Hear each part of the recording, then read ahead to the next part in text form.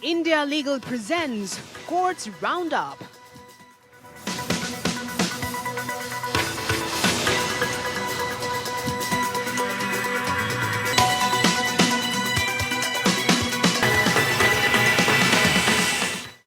नमस्कार, बहुत स्वागत है आपका। और आप इस वक्त देख रहे हैं हमारा विशेष कार्यक्रम जो कि 2025 से जुड़ा हुआ है। और 2025 बहुत सारी बातों के लिए याद किया जाएगा, लेकिन सबसे ज़्यादा यदि कोई हलचल मची है 2025 में तो वो है न्यायिक दुनिया में। तो आज इस कार्यक्रम में हम आपको लिए चलेंगे 2025 के न्यायिक सफ़र पर।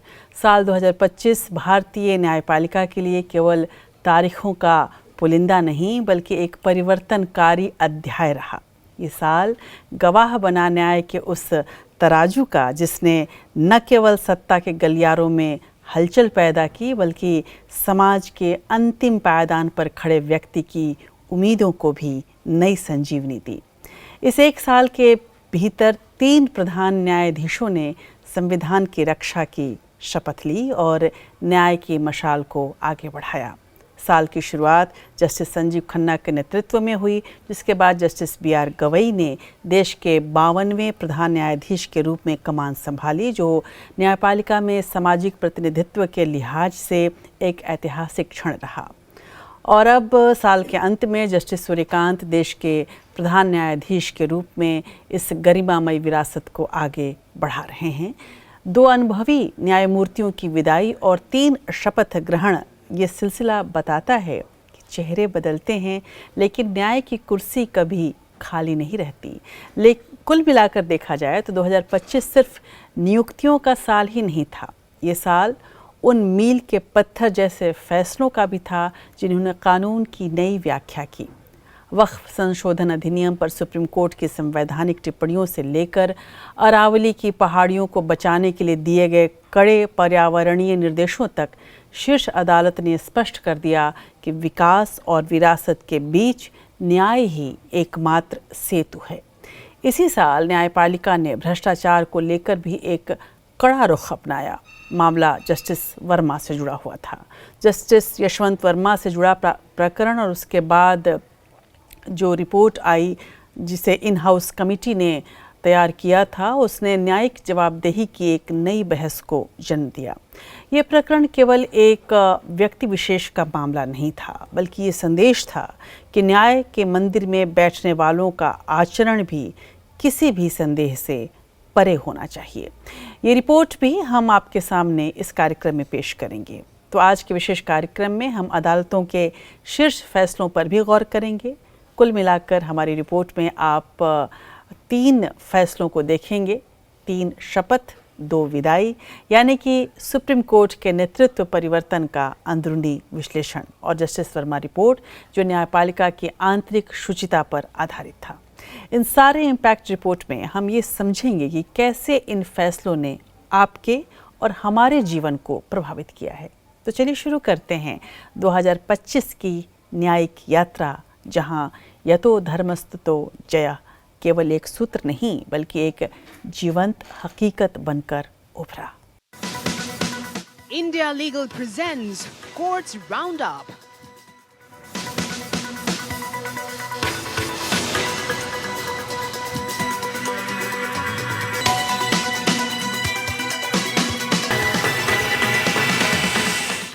पंद्रह अक्टूबर को तत्कालीन चीफ जस्टिस BR गवई ने जस्टिस KV चंद्रन की पीठ के साथ दिवाली के दौरान राष्ट्रीय राजधानी क्षेत्र में हरित पटाखों की सीमित बिक्री और उपयोग की अनुमति दी।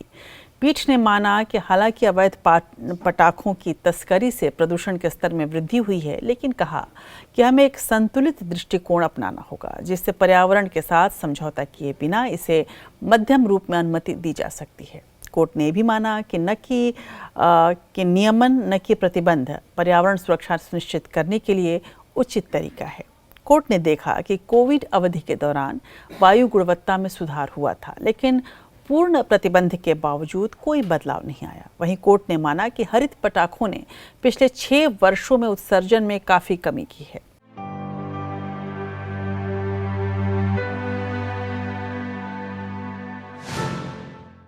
सुप्रीम कोर्ट ने राष्ट्रीय राजधानी क्षेत्र में पटाखों के उपयोग पर लगे पूर्ण प्रतिबंध में ढील देते हुए दिवाली के त्योहार पर कुछ शर्तों के साथ हरे पटाखों के उपयोग की अनुमति दी। हरे पटाखों पर सुप्रीम कोर्ट का निर्देश। हरे पटाखों की बिक्री 15 अक्टूबर से 21 अक्टूबर 2025 तक। बिक्री केवल निर्धारित स्थानों पर ही की जा सकती है। पुलिस अधिकारी देखेंगे कि सिर्फ QR कोड वाले अनुमोदित पटाखे ही बेचे जाएं। ई-कॉमर्स वेबसाइट जैसे फ्लिपकार्ट, अमेजन आदि पर पटाखों की ऑनलाइन बिक्री प्रतिबंधित रहेगी। पटाखों का उपयोग केवल दिवाली से एक दिन पहले और दिवाली के दिन सुबह 6 से 7 बजे और रात में 8 से 10 बजे के बीच किया जा सकेगा। केंद्रीय प्रदूषण नियंत्रण बोर्ड और राज्य प्रदूषण नियंत्रण बोर्ड AQI की निगरानी करेंगे और कोर्ट में रिपोर्ट दाखिल करेंगे। ये आदेश तत्कालीन चीफ जस्टिस BR गवई और जस्टिस K विनोद चंद्रन की खंडपीठ ने MC मेहता बनाम यूनियन ऑफ इंडिया मामले में पारित किया। तो सुप्रीम कोर्ट का निर्णय पर्यावरण संरक्षण और सांस्कृतिक परंपराओं के बीच एक व्यवहारिक संतुलन को दर्शाता है। ये फैसला जनता के स्वास्थ्य और त्योहारों की भावनाओं दोनों का सम्मान करने की आवश्यकता पर जोर देता है। ये निर्णय वायु गुणवत्ता डेटा के आधार पर नीति निर्माण के लिए एक पायलट पहल के रूप में भी काम कर सकता है। उधर कुल मिलाकर देखें तो विकसित ग्रीन पटाखे पारंपरिक पटाखों की तुलना में पर्यावरणीय प्रभाव को कम करने के लिए डिज़ाइन किए गए हैं, लेकिन इसके इस्तेमाल से प्रदूषण कितना कम रहता है इसका आकलन अभी भी ज़रूरी है, क्योंकि इसमें भी कोई शक नहीं कि साल के अंत आते आते दिल्ली एक बार फिर से गैस चेंबर में परिवर्तित हो गई। 20 नवंबर को सर्वोच्च न्यायालय ने राष्ट्रपति संदर्भ के एक महत्वपूर्ण मसले पर राय देते हुए कहा कि राज्यपाल और राष्ट्रपति को विधेयकों पर अपनी मंजूरी देने के लिए समय सीमा में नहीं बांधा जा सकता है। न्यायालय ने यह भी स्पष्ट किया कि राज्यपाल और राष्ट्रपति के कार्यों की न्यायिक समीक्षा नहीं की जा सकती है। न्यायालय ने तमिलनाडु के राज्यपाल के खिलाफ एक मामले में अपने पहले के फैसले में दिए गए निर्देशों की समीक्षा की, जिसमें ये कहा गया था कि राज्यपाल और राष्ट्रपति को विधेयकों पर समय पर निर्णय लेना चाहिए। न्यायालय ने कहा कि राष्ट्रपति को अपनी शक्तियों का उपयोग करने की स्वतंत्रता होनी चाहिए। कोर्ट ने यह भी स्पष्ट किया कि राज्यपाल और राष्ट्रपति के पास विधेयकों पर अपनी मंजूरी देने या अस्वीकार करने की विवेकाधीन शक्ति है और उन्हें मंत्रिपरिषद की सलाह का पालन करने की कोई आवश्यकता नहीं है। न्यायालय ने कहा कि ये शक्ति उन्हें संविधान द्वारा दी गई है और इसका उपयोग वे अपने विवेक से कर सकते हैं।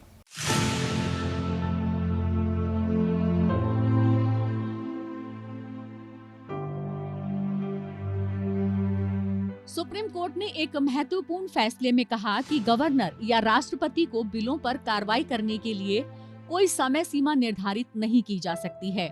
कोर्ट ने कहा कि गवर्नर या राष्ट्रपति की भूमिका को किसी अन्य प्राधिकरण द्वारा प्रतिस्थापित नहीं किया जा सकता।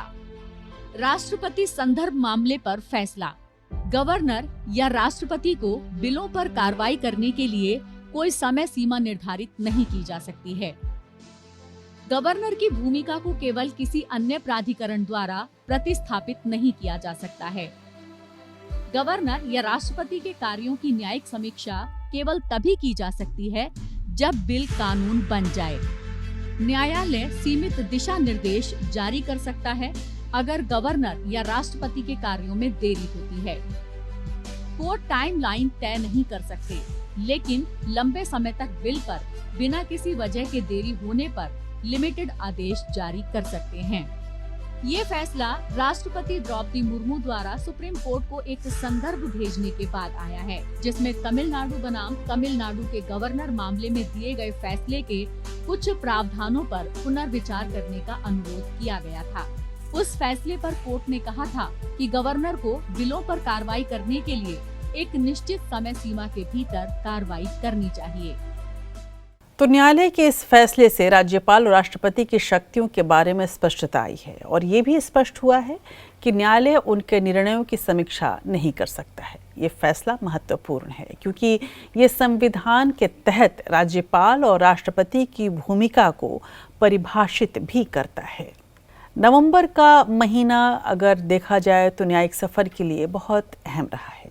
नवंबर 2025 में अरावली पर्वतमाला के संरक्षण के इतिहास में एक निर्णायक मोड़ साबित हुआ है। सुप्रीम कोर्ट ने न केवल इस प्राचीन पर्वत श्रृंखला को बचाने के लिए कड़े निर्देश दिए, बल्कि इसकी एक ऐसी परिभाषा तय की जो दशकों से चली आ रही कानूनी उलझनों को समाप्त कर सकती है। दरअसल अरावली भारत की सबसे प्राचीन पर्वत श्रृंखला, जो थार के रेगिस्तान और दिल्ली एनसीआर के बीच एक मजबूत ढाल बनकर खड़ी है। सालों से ये पहाड़ खनन और भूमाफियाओं के निशाने पर है और इसकी सबसे बड़ी वजह थी अरावली को लेकर कोई स्पष्ट कानूनी परिभाषा का न होना। लेकिन अब सुप्रीम कोर्ट ने इस पर अपनी अंतिम मुहर लगा दी है। क्या है वो 100 मीटर का पैमाना जिसने अरावली की किस्मत तय कर दी है? आइए देखते हैं इस विशेष रिपोर्ट में।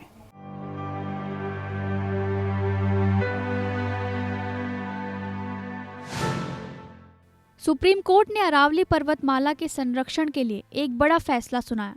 नवंबर 2025 में कोर्ट ने एक विशेषज्ञ कमेटी की सिफारिशों को मंजूरी दी, जिसके तहत अरावली की एक नई वैज्ञानिक परिभाषा तय की गई है।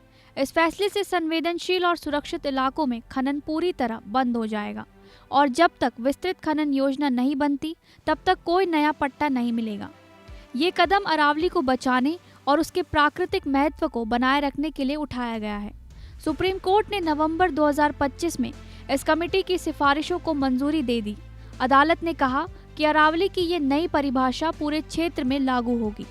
कोर्ट ने केंद्र सरकार की विशेषज्ञ समिति की सिफारिश को स्वीकार करते हुए तय किया कि अब अरावली के जिलों में केवल उन्हीं भू आकृतियों को अरावली पहाड़ी माना जाएगा जिनकी ऊंचाई आसपास की जमीन से कम 100 मीटर या उससे अधिक है। अगर 2 या 2 से अधिक ऐसी पहाड़ियां एक दूसरे से 500 मीटर के दायरे में स्थित हैं, तो उन्हें संयुक्त रूप से अरावली पर्वतमाला का हिस्सा माना जाएगा। कोर्ट ने आदेश दिया है कि जब तक अरावली के लिए सतत खनन प्रबंधन योजना तैयार नहीं हो जाती, तब तक किसी भी नए खनन पट्टे की अनुमति नहीं दी जाएगी। सर्वे ऑफ इंडिया के टोपो शीट्स और सैटेलाइट डेटा के माध्यम से पूरी श्रृंखला की वैज्ञानिक मैपिंग की जाएगी, ताकि भविष्य में किसी भी अवैध अतिक्रमण या खनन के लिए कोई भी ग्रे एरिया ना बचे। इस परिभाषा के तहत पहाड़ियों के ढलानों और उनसे जुड़ी भू आकृतियों को भी सुरक्षा दी गई है, ताकि परिस्थितिकी तंत्र की निरंतरता बनी रहे। इस फैसले से ये साफ हो गया है कि अरावली की 100 मीटर से कम ऊंची पहाड़ियों को अपने आप जंगल नहीं माना जाएगा। इसका मतलब है कि सिर्फ अरावली में होने के आधार पर किसी पहाड़ी को वन भूमि घोषित नहीं किया जा सकता। कोर्ट ने स्पष्ट किया है कि जमीन का फैसला उसके रिकॉर्ड, अधिसूचना और वास्तविक स्थिति के आधार पर होगा, न कि सिर्फ ऊंचाई के पैमाने पर। इस फैसले से राज्य सरकारों और स्थानीय प्रशासन को जमीन की व्याख्या करने की अधिक शक्ति मिल गई है, जिससे ये चिंता बढ़ गई है कि कहीं इस डील का फायदा उठाकर अरावली का धीरे धीरे शरण न हो जाए। अरावली की चोटियों और जंगलों को नुकसान सीधे पानी, हवा और जीवन को प्रभावित करेगा। हरियाणा और राजस्थान में अवैध खनन ने भूजल स्तर को 1500 से 2000 फीट तक गिरा दिया है। उड़ती धूल से फेफड़ों की बीमारियां बढ़ रही हैं। बच्चों और किसानों की सेहत पर प्रतिकूल असर पड़ रहा है। ये फैसला एक दोधारी तलवार की तरह है, जहां एक और 100 मीटर की स्पष्ट परिभाषा से अदालतों से चल रहे हजारों मुकदमों का निपटारा होगा और प्रशासनिक स्पष्टता आएगी। वहीं पर्यावरणविदों की एक वर्ग में भारी चिंता है। विशेषज्ञों का मानना है कि अरावली का लगभग 90% हिस्सा कम ऊंचाई वाली पहाड़ियों और टीलों से बना है। अगर केवल 100 मीटर से ऊंचे पहाड़ों को सुरक्षा मिलती है, तो कम ऊंचाई वाले पारिस्थितिक रूप से संवेदनशील क्षेत्र खनन के लिए असुरक्षित हो सकते हैं। अदालत का ये रुख पूर्ण प्रतिबंध के बजाय सतत विकास की ओर झुका हुआ दिखता है, जहां कड़े नियमों के साथ संसाधनों के दोहन की गुंजाइश रखी गई है। भविष्य में ये देखना महत्वपूर्ण होगा कि सरकार द्वारा बनाया जाने वाला मैनेजमेंट प्लान इन छोटी पहाड़ियों और वन्य जीव गलियारों या वाइल्ड लाइफ कॉरिडोर्स को कितनी सुरक्षा दे पाता है। इसमें कोई शक नहीं कि इस फैसले को लेकर तरह तरह के संशय पैदा होते रहे, जो कि 2026 में एक नए रूप में हमारे सामने आएंगे और इस फैसले ने एक नई बहस को भी जन्म दिया है। 100 मीटर का दायरा कितना प्रैक्टिकल है, कितना प्रायोगिक है, ये समझना भी ज़रूरी है। बहुत नियम कड़े किए हैं सुप्रीम कोर्ट ने, बड़े कड़े निर्देश भी दिए हैं, लेकिन अगर उसको प्रैक्टिकल ग्राउंड पे उतारा जाए तो क्या वाकई ये तमाम जो खनन की कंपनियां हैं जो अभी भी अवैध खनन करती हैं, क्या इस चीज़ को मानेंगी? ये अपने आप में एक बड़ा सवाल है और इसीलिए पर्यावरणविदों की चिंता भी जाहिर सी बात है कि जायज़ है। 2026 में इस मामले में कुछ और पहलू हम ज़रूर देखेंगे। बहरहाल स्टील की Bhushan power and steel limited के अधिग्रहण से जुड़ी समाधान योजना को सुप्रीम कोर्ट ने 26 सितंबर 2025 को बरकरार रखा और ये एक अलग फैसला साबित हुआ। फैसले से 8 साल की कानूनी लड़ाई खत्म हुई और कंपनी के नियंत्रण का रास्ता भी साफ हो गया। कोर्ट ने अपने पिछले फैसले को पलटते हुए कहा कि JSW ने कंपनी में भारी निवेश किया है और उसे घाटे से मुनाफे में लाया है, इसलिए योजना को रद्द नहीं किया जा सकता। कोर्ट ने अपने 2 मई 2025 को उस फैसले को वापस ले लिया जिसमें JSW की योजना को अमान्य करके BPSL के परिमापन का आदेश दिया गया था। कोर्ट ने माना कि JSW ने BPSL को एक लाभदायक कंपनी बनाने में महत्वपूर्ण निवेश किया है और हजारों कर्मचारियों का भविष्य सुरक्षित किया है, इसलिए इसे दंडित नहीं किया जा सकता।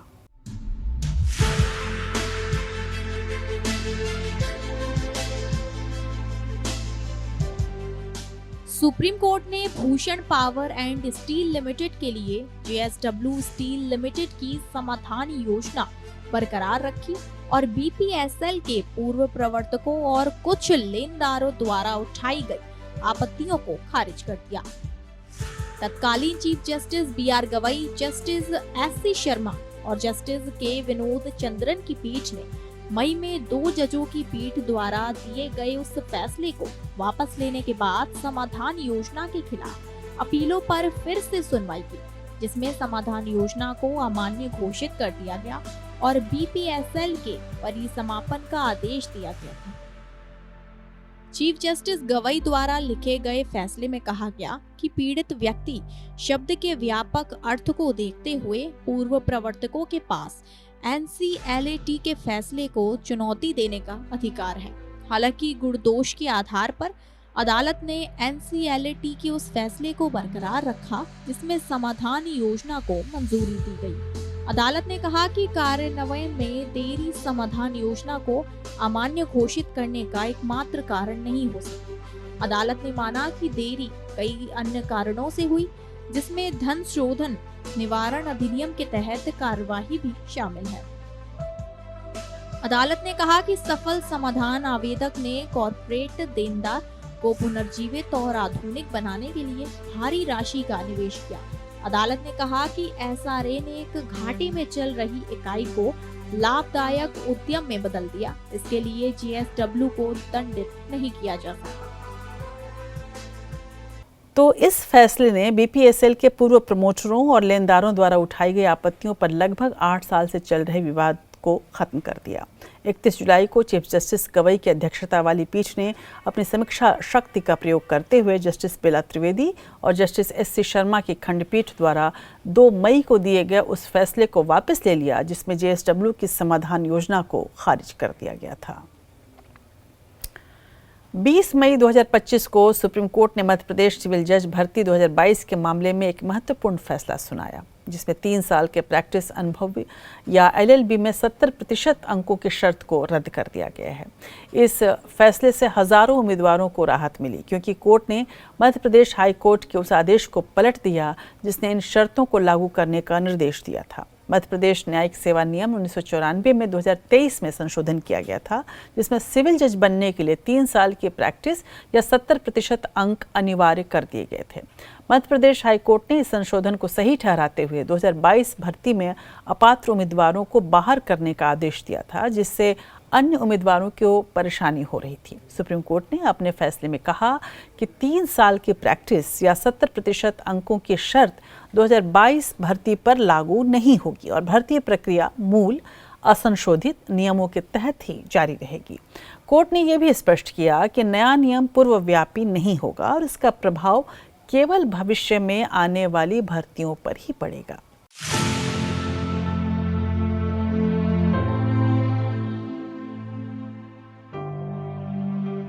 सुप्रीम कोर्ट ने सिविल जज जूनियर डिवीजन भर्ती के लिए 3 साल के अभ्यास की आवश्यकता को बहाल कर दिया। ये फैसला उन उम्मीदवारों पर लागू होगा जो भविष्य में इस पद के लिए आवेदन करेंगे। फैसले के मुख्य बिंदु हैं: सिविल जज जूनियर डिवीजन भर्ती पर फैसला। सिविल जज जूनियर डिवीजन परीक्षा में बैठने के लिए उम्मीदवारों को कम से कम 3 साल का अभ्यास करना होगा। 3 साल के अभ्यास की गणना राज्य बार काउंसिल में नामांकन की तारीख से की जाएगी। उम्मीदवारों को 10 साल के अनुभव वाले अधिवक्ता से प्रमाण पत्र प्राप्त करना होगा। प्रमाण पत्र का जिला स्टेशन के प्रमुख न्यायिक अधिकारी द्वारा विधिवत समर्थित किया जाना चाहिए। न्यायाधीशों या न्यायिक अधिकारियों के साथ लॉ क्लर्क के रूप में प्राप्त अनुभव भी गिना जाएगा। न्यायालय ने तर्क दिया कि नए न्यायाधीशों को मानव समस्याओं के प्रति संवेदनशीलता समझने के लिए व्यावहारिक अनुभव आवश्यकता है। न्यायालय ने यह भी देखा कि पिछले 20 वर्षों में बिना किसी अनुभव के युवा वकीलों की भर्ती से समस्याएं उत्पन्न हुई हैं।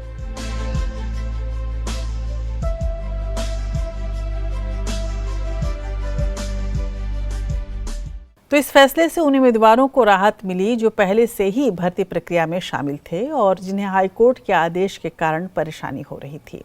अब भर्ती प्रक्रिया मूल नियमों के तहत ही जारी रहेगी और उम्मीदवारों को अपने आवेदन के अनुसार विचार किया जाएगा।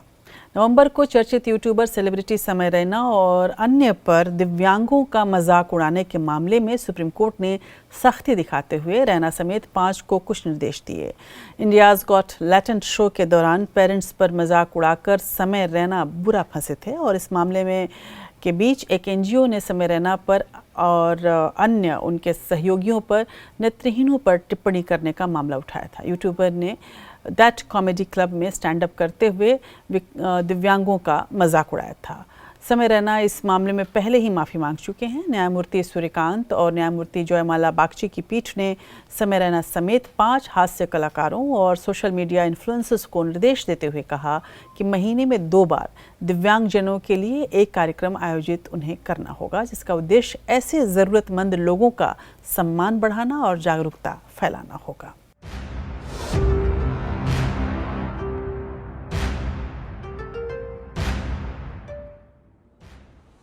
उच्चतम न्यायालय ने 5 कॉमेडियनों समय रेन, विपुल गोयल, बलराज, परमजीत सिंह घई, सोनाली ठक्कर और निशांत जगदीश तंवर को दिव्यांग व्यक्तियों के लिए फंड जुटाने के लिए कार्यक्रम आयोजित करने का निर्देश दिया है। ये कॉमेडियन स्पाइनल मस्कुलर एट्रोफी से पीड़ित व्यक्तियों के लिए फंड जुटाने के लिए अपने शो में दिव्यांग व्यक्तियों की सफलता की कहानियों को प्रसारित करेंगे। न्यायालय ने इन कॉमेडियनों को कम से कम महीने में 2 बार ऐसे कार्यक्रम आयोजित करने का निर्देश दिया है। न्यायालय ने कहा कि वे अपने प्लेटफॉर्म पर दिव्यांग व्यक्तियों को आमंत्रित कर सकते हैं और उनके माध्यम से फंड जुटा सकते हैं। इस मामले में क्योर SMA फाउंडेशन ने एक याचिका दायर की थी, जिसमें दिव्यांग व्यक्तियों के प्रति अपमानजनक टिप्पणियों के खिलाफ दिशा निर्देश जारी करने की मांग की गई थी।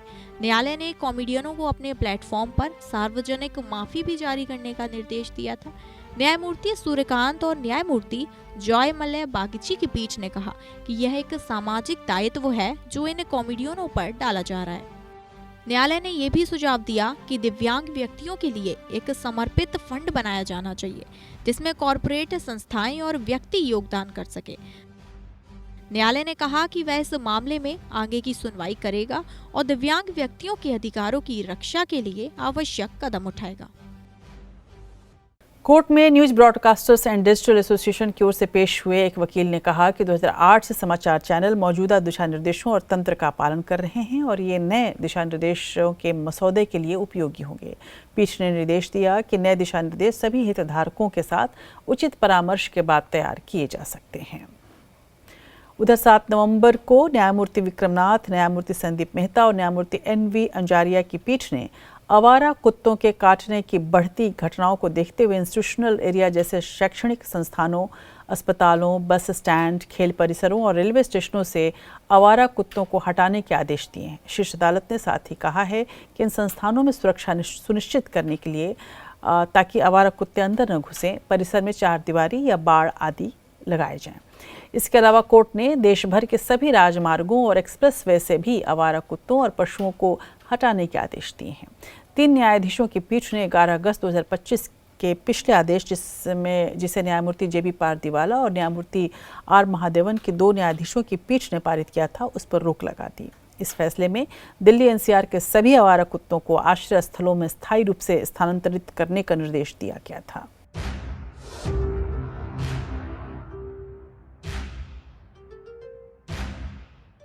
कुत्तों के काटने की घटनाओं में खतरनाक वृद्धि को देखते हुए सुप्रीम कोर्ट ने आदेश दिया कि हर शैक्षणिक संस्थान, अस्पताल, सार्वजनिक खेल परिसरों, बस अड्डों और डिपो, रेलवे स्टेशनों आदि में आवारा कुत्तों के प्रवेश को रोकने के लिए उचित बाड़ लगाई जाए।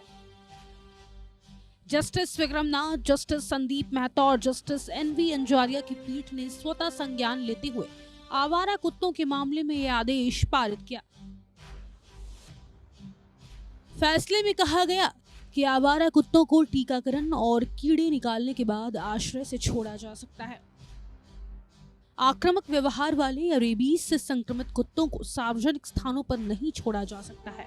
सड़कों पर आवारा कुत्तों को खाना देने की अनुमति नहीं, इसके लिए विशेष स्थान बनाए जाएंगे। नगर पालिका अधिकारियों को आवारा कुत्तों के लिए विशेष भोजन क्षेत्र बनाने होंगे। अदालत ने कहा है कि वह इस मामले में एक राष्ट्रीय नीति बनाएगी। अदालत ने सभी राज्यों और केंद्र शासित प्रदेशों को इस मामले में पक्षकार बनाया है। अदालत ने कहा है कि आवारा कुत्तों के संबंध में सभी समान मामलों को अपने पास स्थानांतरित करेगी। अगर कोई इस निर्देश का उल्लंघन करता पाया जाता है तो उसके खिलाफ कानून के अनुसार कार्रवाई की जाएगी। जस्टिस पारदीवाला, महादेवन और जस्टिस महादेवन के आदेश का देशव्यापी विरोध हुआ था। आलोचकों ने आरोप लगाया था कि कोर्ट न केवल सभी हितधारकों को सुने बिना आदेश पारित कर चुकी है, बल्कि इसमें संवेदनशीलता और मुद्दों की समझ की भी कमी है। उन्होंने आदेश को लागू करने की व्यावहारिकता पर भी सवाल उठाए थे, जिसके बाद फैसले को चुनौती दी गई थी। 15 सितंबर को सुप्रीम कोर्ट ने राजनीतिक दलों में महिलाओं के साथ यौन उत्पीड़न रोकथाम निषेध निवारण अधिनियम 2013 या पॉश कानून के दायरे को बढ़ाने से इनकार कर दिया। तत्कालीन प्रधान न्यायाधीश BR गवई की अध्यक्षता वाली पीठ ने कहा कि राजनीतिक दल नियोक्ता नहीं हैं, बल्कि स्वैच्छिक संघ हैं और पॉश अधिनियम के तहत उनकी शामिल पेंडोरा बॉक्स खोलेगी, जिससे ब्लैकमेलिंग को बढ़ावा मिलेगा।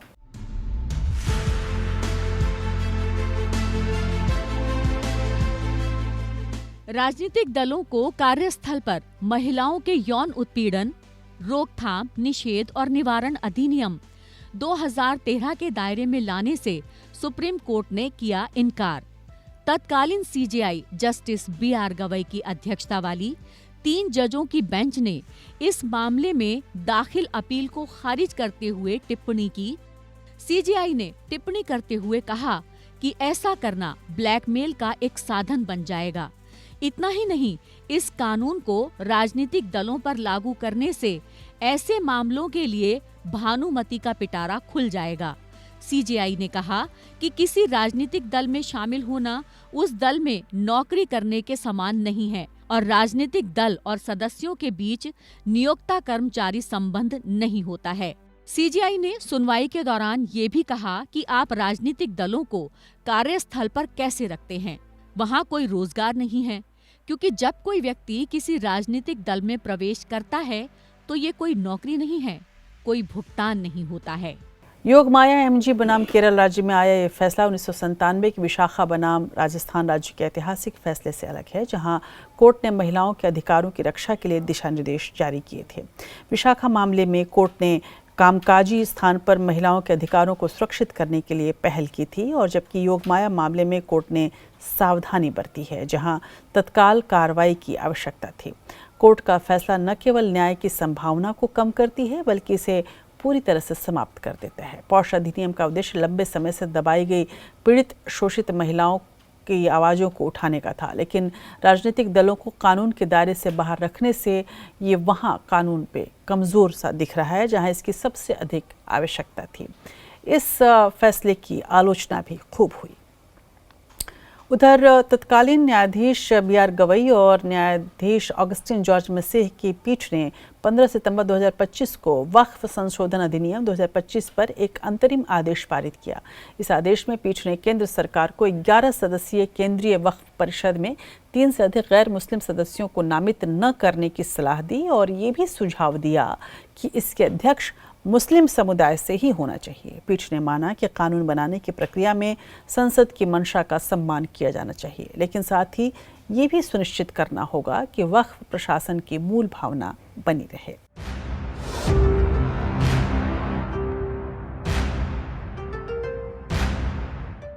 सुप्रीम कोर्ट ने वक्फ संशोधन 2025 के कुछ प्रावधानों पर रोक लगा दी है, जब तक कि संशोधन की वैधता को चुनौती देने वाली याचिकाओं पर अंतिम निर्णय नहीं हो जाता।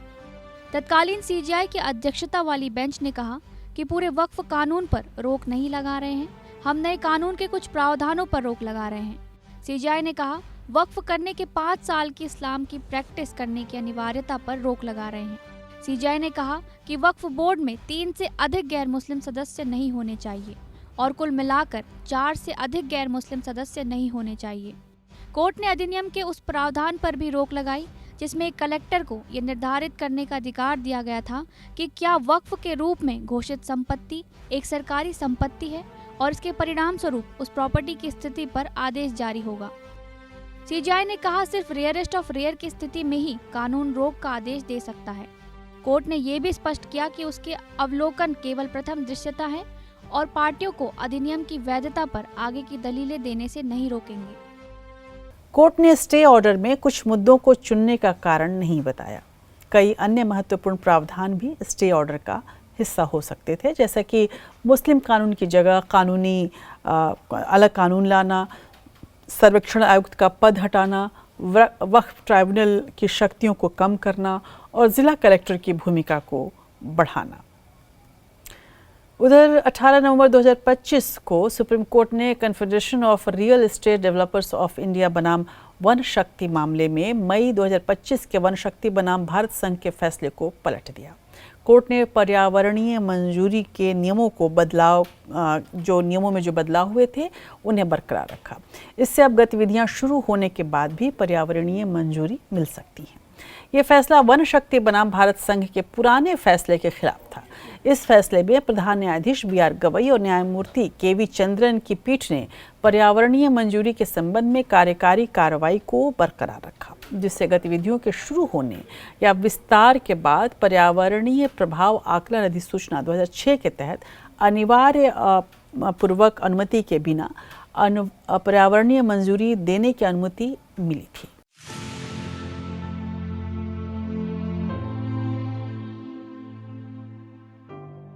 सुप्रीम कोर्ट ने वन शक्ति बनाम भारत संघ मामले में एक महत्वपूर्ण फैसला सुनाया है, जिसमें पर्यावरण मंजूरी के संबंध में केंद्र सरकार के 2021 के कार्यालय ज्ञापन को रद्द कर दिया गया है। फैसले के मुख्य बिंदु: सुप्रीम कोर्ट ने माना कि पर्यावरण संरक्षण अधिनियम 1986 और पर्यावरण प्रभाव आकलन अधिसूचना 2006 के तहत पश्चातवर्ती पर्यावरण मंजूरी देना अवैध है। कोर्ट ने माना कि पर्यावरण प्रभाव आकलन एक निवारक तंत्र है, जिसका उद्देश्य पर्यावरण को होने वाले नुकसान को रोकना है, न कि नुकसान के बाद उसे वैध बनाना। कोर्ट ने माना कि पश्चातवर्ती पर्यावरण मंजूरी देना अनुच्छेद 21 के तहत प्रदत्त जीवन के अधिकार और स्वस्थ पर्यावरण के अधिकार का उल्लंघन है। कोर्ट ने माना कि विकास की आड़ में पर्यावरण की रक्षा के लिए बनाए गए कानूनों और संवैधानिक प्रावधानों का उल्लंघन नहीं किया जा सकता। कोर्ट ने पर्यावरण संरक्षण के लिए सख्त अनुपालन की आवश्यकता पर बल दिया और दोषियों के खिलाफ दंडात्मक कार्रवाई करने के निर्देश दिए। यह निर्णय पर्यावरण संरक्षण के लिए एक महत्वपूर्ण कदम है और पर्यावरण प्रभाव आकलन के महत्व को रेखांकित करता है। यह सुनिश्चित करता है कि विकास की आड़ में पर्यावरण की रक्षा के लिए बनाए गए कानूनों का उल्लंघन न हो। तो फैसले में कुछ विशिष्ट परियोजनाओं का उल्लेख रहा, लेकिन इसका प्रभाव सिर्फ सरकारी परियोजनाओं तक सीमित नहीं है, निजी क्षेत्र भी इससे प्रभावित हो सकता है। हैरानी की बात यह है कि फैसले में अनुच्छेद 21 का जिक्र नहीं है, जो पर्यावरण कानून का आधार है।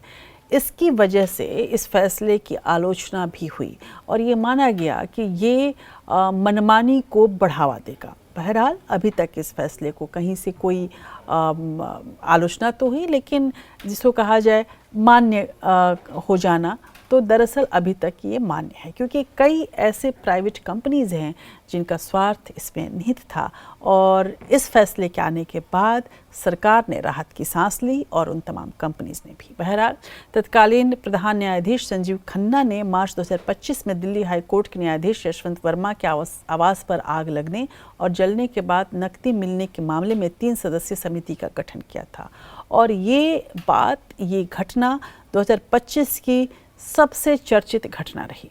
न्यायमूर्ति यशवंत वर्मा के खिलाफ जांच समिति ने मजबूत सबूत पाए। रिपोर्ट में कहा गया कि न्यायाधीश और उनके परिवार का भंडार कक्ष पर नियंत्रण था। समिति ने अपनी जांच में पाया कि न्यायाधीश के आवास पर भारी मात्रा में नकदी मिली। समिति ने कदाचार को गंभीर पाया और न्यायमूर्ति वर्मा को हटाने की प्रक्रिया शुरू करने की सिफारिश की।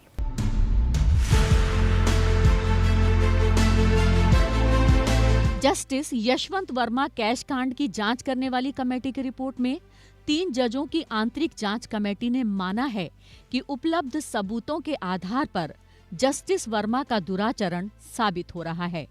उन्हें पद से हटाने की प्रक्रिया शुरू की जानी चाहिए। जांच समिति की रिपोर्ट। जस्टिस वर्मा ने कभी भी पुलिस या उच्च न्यायिक अधिकारियों को नकदी मिलने की जानकारी नहीं दी। जज का दावा कि उन्हें नकदी की जानकारी नहीं थी अविश्वसनीय बताया गया। ये भी कहा गया कि अगर ये कोई साजिश थी तो उन्होंने अब तक कोई शिकायत क्यों नहीं की। समिति ने ये भी संकेत दिया कि जस्टिस वर्मा के निजी सचिव राजिंदर सिंह कार्की और उनकी बेटी दिया वर्मा ने साक्ष्य मिटाने या सफाई में भूमिका निभाई हो सकती है। स्टोर रूम की पहुंच सिर्फ परिवार के पास थी, बाद में वहां से नकदी गायब हो गई। जांच पैनल की रिपोर्ट के मुताबिक इतने सारे स्वतंत्र गवाहों की मौजूदगी और घटना स्थल की तस्वीरें और वीडियो किसी भी तरह की साजिश की थ्योरी को खारिज करती है। 16 दिसंबर को सुप्रीम कोर्ट ने जस्टिस यशवंत वर्मा को हटाने के लिए लोकसभा स्पीकर द्वारा गठित 3 सदस्यीय समिति को चुनौती देने वाली याचिका पर नोटिस जारी किया है। जस्टिस वर्मा का कहना रहा था कि उन्हें हटाने के लिए लोकसभा और राज्यसभा में एक ही दिन प्रस्ताव आया था, इसलिए संयुक्त समिति बननी चाहिए थी। कोर्ट ने दोनों सदनों के सचिवों का जवाब दाखिल करने को कहा है। सुप्रीम कोर्ट में सुनवाई के दौरान जस्टिस दीपांकर दत्ता ने टिप्पणी की कि क्या कानून बनाने वालों को नियमों का पालन नहीं करना चाहिए। तो इस खबर के बाद आगे बढ़ते हैं। वर्ष 2025 में प्रधान न्यायाधीश के पद पर जो 2 बार बदलाव हुआ, जिससे पूरे वर्ष में कुल 3 व्यक्तियों ने इस पद को संभाला। न्यायमूर्ति संजीव खन्ना 91वें सीजीआई रहे। वो 2025 की शुरुआत में प्रधान न्यायाधीश थे और 13 मई 2025 को अपनी सेवानिवृत्ति तक पद पर बने रहे। फिर न्यायमूर्ति भूषण राम कृष्ण गवई 92वें सीजीआई के रूप में हमारे सामने आए। उन्होंने 14 मई 2025 को पद की शपथ ली और 23 नवंबर 2025 को अपनी सेवानिवृत्ति तक पद पर बने रहे। 24 नवंबर 2025 को देश को नया प्रधान न्यायाधीश मिला। राष्ट्रपति द्रौपदी मुर्मू ने जस्टिस सूर्यकांत को भारत के नए प्रधान न्यायाधीश की पद की शपथ दिलाई। इस अवसर पर प्रधानमंत्री नरेंद्र मोदी, केंद्रीय गृह मंत्री अमित शाह, रक्षा मंत्री राजनाथ सिंह, लोकसभा अध्यक्ष ओम बिरला, भाजपा के तत्कालीन राष्ट्रीय अध्यक्ष जेपी नड्डा, पूर्व उपराष्ट्रपति जगदीप धनखड़ और पूर्व प्रधान न्यायाधीश बी आर गवई समेत कई गणमान्य व्यक्ति मौजूद रहे। जस्टिस सूर्यकांत ने सीजीआई भूषण आर गवई की जगह ली। राष्ट्रपति मुर्मू ने सीजीआई गवई की सिफारिश के बाद संविधान के आर्टिकल 124 के क्लॉज 2 द्वारा दी गई शक्तियों का इस्तेमाल करते हुए जस्टिस सूर्यकांत को भारत का अगला चीफ जस्टिस नियुक्त किया। वे न्यायाधीश बी आर गवई के उत्तराधिकारी बने। शपथ ग्रहण समारोह में कई पड़ोसी देशों के मुख्य न्यायाधीशों की उपस्थिति उल्लेखनीय थी। इससे भारत की न्यायपालिका की प्रतिष्ठा और उसकी ताकत अंतर्राष्ट्रीय स्तर पर स्पष्ट रूप से देखने को मिली।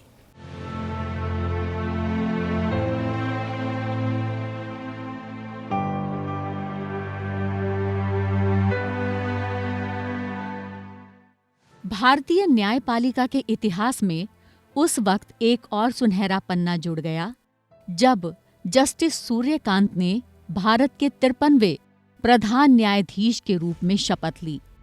ईश्वर की शपथ लेता हूँ कि मैं विधि द्वारा स्थापित भारत के संविधान के प्रति भारत के संविधान के प्रति सच्ची श्रद्धा और निष्ठा रखूंगा। सच्ची श्रद्धा और निष्ठा रखूंगा। मैं भारत की प्रभुता और अखंडता अक्षुण्ण रखूंगा। मैं भारत की प्रभुता और अखंडता अक्षुण्ण रखूंगा। तथा मैं सम्यक प्रकार से और श्रद्धापूर्वक तथा अपनी पूरी योग्यता, ज्ञान और विवेक से तथा मैं सम्यक प्रकार से और श्रद्धापूर्वक तथा अपनी पूरी योग्यता, ज्ञान और विवेक से अपने पद के कर्तव्यों का भय या पक्षपात, अनुराग या द्वेष के बिना पालन करूंगा। भय या पक्षपात, अनुराग या द्वेष के बिना पालन करूंगा। तथा मैं संविधान और विधियों की मर्यादा बनाए रखूंगा। तथा मैं संविधान और विधियों की मर्यादा बनाए रखूंगा।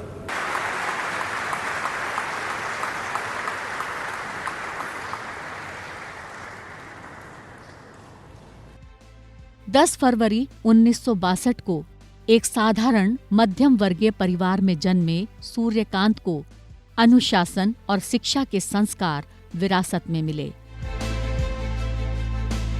उनके पिता मदन गोपाल शर्मा एक संस्कृत शिक्षक थे, जिन्होंने उन्हें सिखाया कि ज्ञान ही सबसे बड़ी शक्ति है। जस्टिस सूर्यकांत ने अपनी शुरुआती पढ़ाई गांव में की और फिर रोहतक की महर्षि दयानंद यूनिवर्सिटी से 1984 में कानून की डिग्री हासिल की। हैरत की बात यह है कि वकालत और जजी के बेहद व्यस्त जीवन के बावजूद सीखने की उनकी ललक कभी कम नहीं हुई। यही कारण है कि जज बनने के कई साल बाद 2011 में उन्होंने कुरुक्षेत्र यूनिवर्सिटी से लॉ में मास्टर्स यानी LLM की डिग्री हासिल की और उसमें भी फर्स्ट क्लास फर्स्ट आकर ये साबित किया कि उम्र सीखने में कभी बाधा नहीं बन सकती। कि भाई हमने तो मिलता है कोई नहीं, हम तो दिल्ली चले जावा, चंडीगढ़ चले जावा तो वहां भी कोई मिलने नहीं देता। अब वो लोग इस बात को नहीं समझते कि न्यायपालिका के अंदर जो न्यायाधीश हैं उनका कोई सार्वजनिक जीवन नहीं रहता। उनका जीवन देश के लिए होता है, वो किसी व्यक्ति, किसी रिश्तेदार, किसी पर्टिकुलर व्यक्ति के लिए जीवन नहीं रहता। 1984 में उन्होंने हिसार जिला अदालत में अपनी वकालत शुरू की, लेकिन उनकी प्रतिभा को एक छोटे शहर की सीमाएं बांध नहीं सकीं। महज 1 साल बाद 1985 में वे चंडीगढ़ आ गए और पंजाब एवं हरियाणा हाईकोर्ट में प्रैक्टिस शुरू की। यहाँ उन्होंने संवैधानिक, सिविल और सेवा मामलों में महारत हासिल की। उनकी कानूनी समझ का लोहा सरकार ने भी माना। जुलाई 2000 में महज 38 साल की उम्र में उन्हें हरियाणा का एडवोकेट जनरल नियुक्त किया गया। इस पद पर पहुंचने वाले वे राज्य के इतिहास के सबसे युवा वकीलों में से एक थे। न्याय के आसन पर वकालत में अपनी छाप छोड़ने के बाद 9 जनवरी 2004 को उन्हें पंजाब एवं हरियाणा हाईकोर्ट का जज बनाया गया। यहाँ उन्होंने करीब 14 साल तक अपनी सेवाएं दी और कई अहम फैसले सुनाए। उनकी न्यायिक क्षमता को देखते हुए अक्टूबर 2018 में उन्हें हिमाचल प्रदेश हाईकोर्ट का मुख्य न्यायाधीश नियुक्त किया गया। हालांकि हिमाचल में उनका कार्यकाल छोटा रहा, क्योंकि उनकी प्रतिभा की जरूरत देश की सबसे बड़ी अदालत को थी। 24 मई 2019 को वे सुप्रीम कोर्ट के जज बने, जहां उन्होंने धारा 370 और पेगासस जैसे ऐतिहासिक मामलों की सुनवाई करने वाली बेंच का हिस्सा बनकर अपनी निर्भीक और स्पष्ट सेवा का परिचय दिया। हमारे को तो जब ये जस्टिस बने नहीं जी, हाँ जी, हिमाचल से जस्टिस बने, तभी हमको ये पता चल गया था कि हो सकता हमारा भी मतलब CGI बने। ये जी 2 भाई साथ में पढ़ा थे, सूर्यकांत जी, देवकांत जी, और 72-73 की बात है, मतलब 6ठी से लेकर साथ में थे आगे 10वीं तक ये। लेकिन दोनों भाई बहुत इंटेलिजेंट थे, बहुत होशियार थे। हमने तो उसे दिन अंदाज़ा लगा लिया था भाई, क्यों टॉप का जो बच्चा हो है नहीं, वो यूँ है भाई ये कुछ न कुछ तो एक दिन बनेगा। कि मैं हमारे गांव से एक साधारण और सामाजिक और सभ्य परिवार से मेहनत करके एक व्यक्ति इतने ऊंच ओहदे पर पहुंचा है, मतलब गांव में ज़बरदस्त खुशी की लहर है जी। और जो इनकी मेहनत है, उस मेहनत को देख के जो हमारा युवा है, गांव का युवा, तो मतलब गांव में 3-4 जगह लाइब्रेरियां बनी हुई हैं, उनमें इतनी ज़बरदस्त तैयारी करने लग रहे हैं। जैसे देखो हमारे सूर्यकांत जी भाई मेहनत करके, इतनी मेहनत और लगन, नेक नीति से, ईमानदारी से कार्य करके कहाँ पर पहुंचे। सीजीआई बनने से ठीक पहले मई 2025 से नवंबर 2025 तक उन्होंने नालसा यानी राष्ट्रीय विविध सेवा प्राधिकरण के कार्यकारी अध्यक्ष के रूप में भी कार्य किया, जहां उनका फोकस गरीबों तक सस्ता और सुलभ न्याय पहुंचाने पर रहा। आज जब जस्टिस सूर्यकांत भारत के मुख्य न्यायाधीश की कुर्सी पर बैठे हैं, तो उनके पास अनुभव का वो खजाना है जो जिला अदालत की जमीनी हकीकत से लेकर सुप्रीम कोर्ट की संवैधानिक पेचीदगियों तक फैला है। उनका ये सफर करोड़ों युवाओं के लिए एक मिसाल है। अगर हौसले बुलंद हों तो गांव की पगडंडियां भी अपने देश के सर्वोच्च शिखर तक ले जा सकती हैं।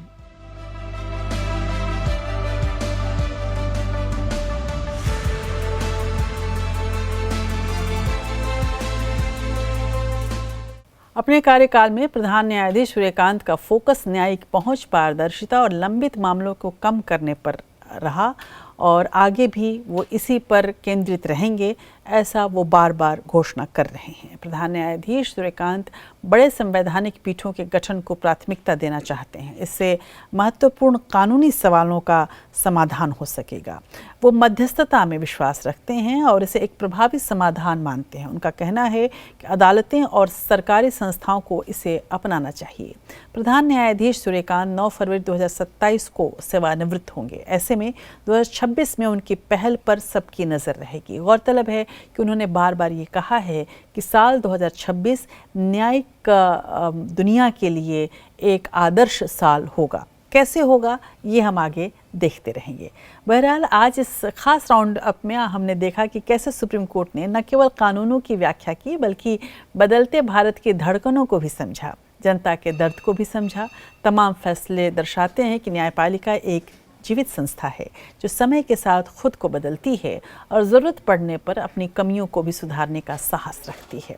2025 के फैसले केवल एक कानूनी दस्तावेज नहीं हैं, वे एक स्पष्ट घोषणा है कि सत्ता कितनी भी ताकतवर क्यों न हो, संविधान सबसे ऊपर है। जंगलों की सुरक्षा से लेकर व्यक्तिगत स्वतंत्रता के संरक्षण तक अदालत ने इस साल ये साबित किया कि जस्टिस केवल कोर्ट रूम की चार दीवारी तक सीमित नहीं है, बल्कि ये हर नागरिक के जीवन का अधिकार है। विदाई लेते जजों की विरासत और नए नेतृत्व की ऊर्जा के साथ भारत की न्यायपालिका अब 2026 की दहलीज पर खड़ी है। चुनौतियां अभी भी हैं, चाहे वो मुकदमों का अंबार हो या तकनीक का समावेश, लेकिन 2025 का ये लेखा जोखा हमें आश्वस्त करता है कि लोकतंत्र का ये तीसरा स्तंभ अडिग है। हालांकि 2025 में कई ऐसी चीज़ें भी देखने को मिली जो कि अप्रिय थीं, जैसे सीजीआई पर जूता फेंकने की घटना। इसके अलावा पूर्व सीजीआई डीवाई चंद्रचूड़ को लेकर जो तमाम विवाद उठे, उनके घर को खाली कराने से लेकर उनके गाड़ी के नंबर तक सभी कुछ चर्चा में रहा। अगर कहा जाए कि 2025 में शायद सबसे ज़्यादा मीडिया को खबरें न्यायपालिका की तरफ से मिली हैं तो गलत नहीं होगा, लेकिन इतना तो ज़रूर है कि तीसरा स्तंभ अभी अडिग है, जागरूक है और सबसे अहम बात यह है कि संवेदनशील है। इस विशेष अंक में आज के लिए बस इतना ही। नमस्कार। India Legal presents Courts Roundup.